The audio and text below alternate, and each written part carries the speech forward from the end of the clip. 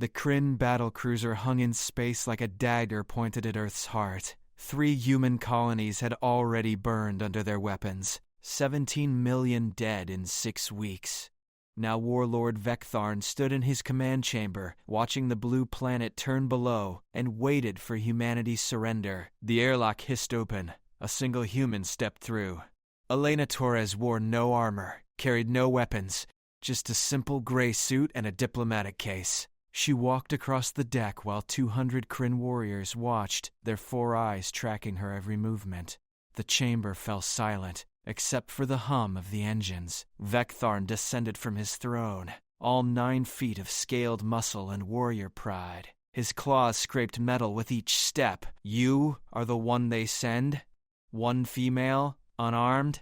His translator rendered his words in grinding mechanical tones. Your species insults me, even in surrender. Elena stopped 10 feet away. Then she smiled. It wasn't a nervous smile or a diplomatic pleasantry. It was calm, knowing, and absolutely fearless. Vek'Tharn had seen that expression only once before, on the face of a Krynn elder who had lived through 12 wars and feared nothing death could offer. I'm not here to surrender, Elena said quietly.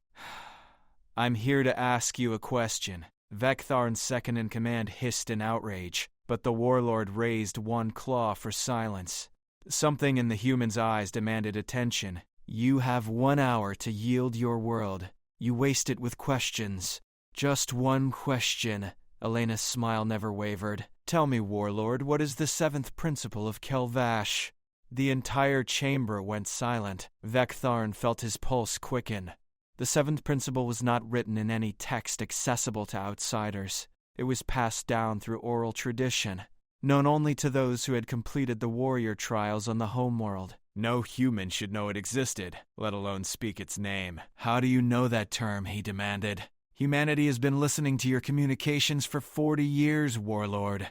We've studied your culture, your history, your laws. We know about Kelvash. We know about the rights of measured respect. We know about the covenant of worthy adversaries. Elena took 1 step forward. And I invoke the 2nd right. You will hear me, or you will break your own sacred law.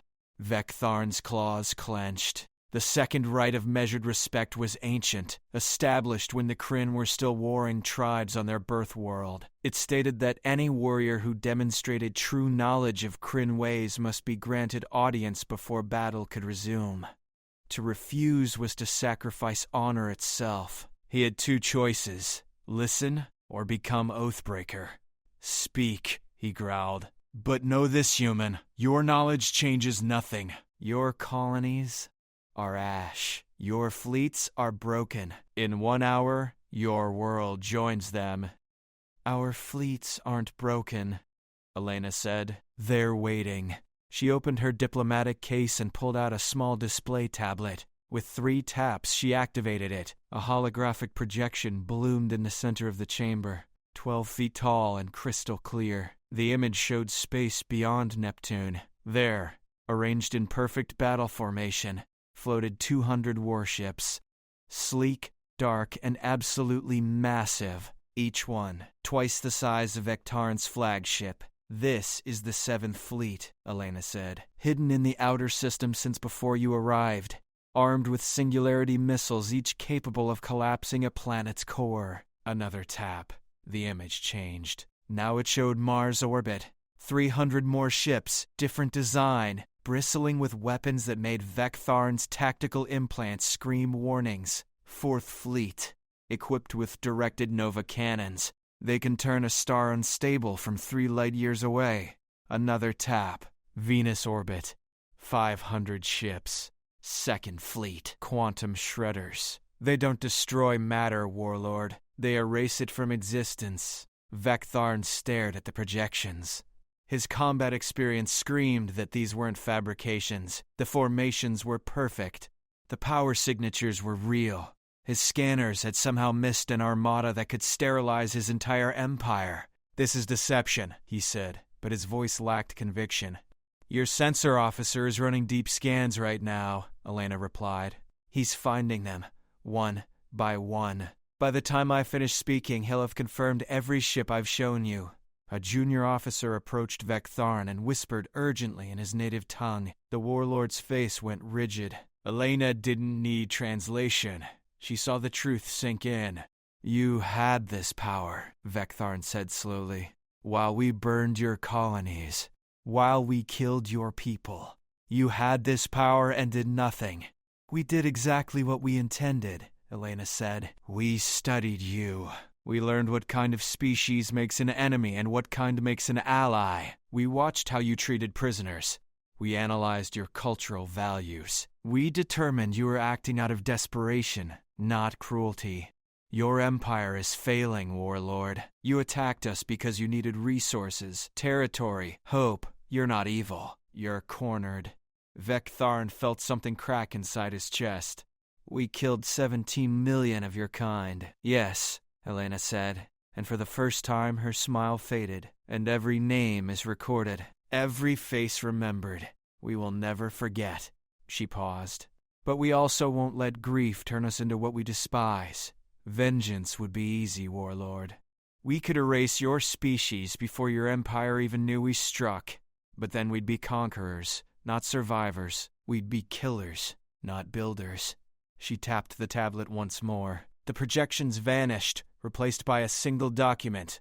This is a treaty, full alliance between the Krynn Empire and the United Human Systems. Shared technology, shared resources, shared space.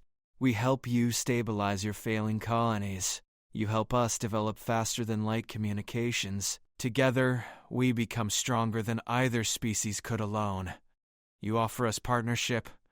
Vek'Tarn's voice was hollow with disbelief.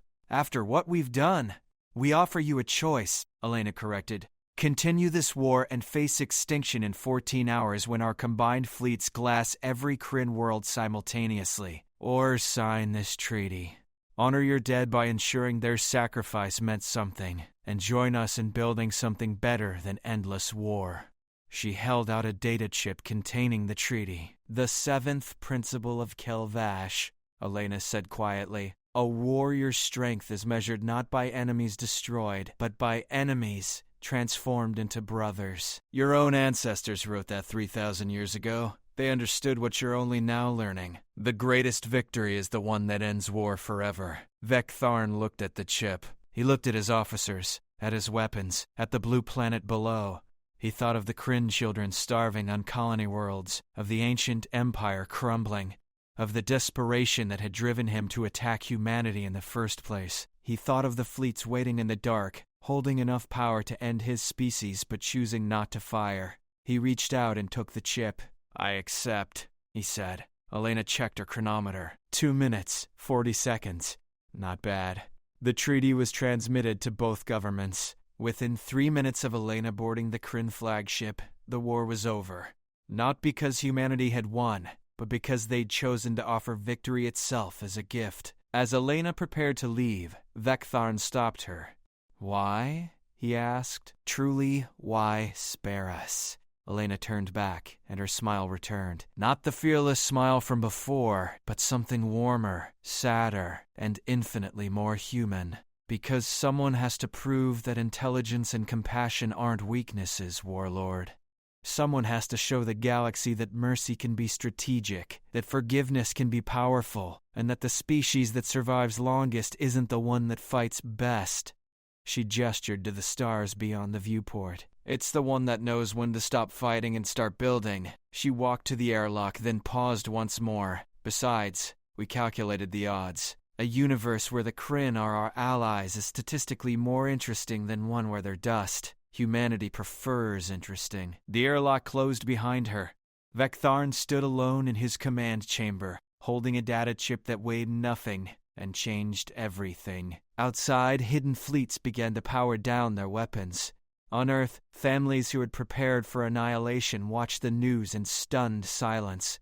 Across the Krynn Empire, warriors who had expected glorious death received stand-down orders instead. One human smiled. One warlord listened. 3 minutes passed, and the galaxy learned that humanity's most terrifying weapon wasn't their technology or their numbers or their hidden armadas.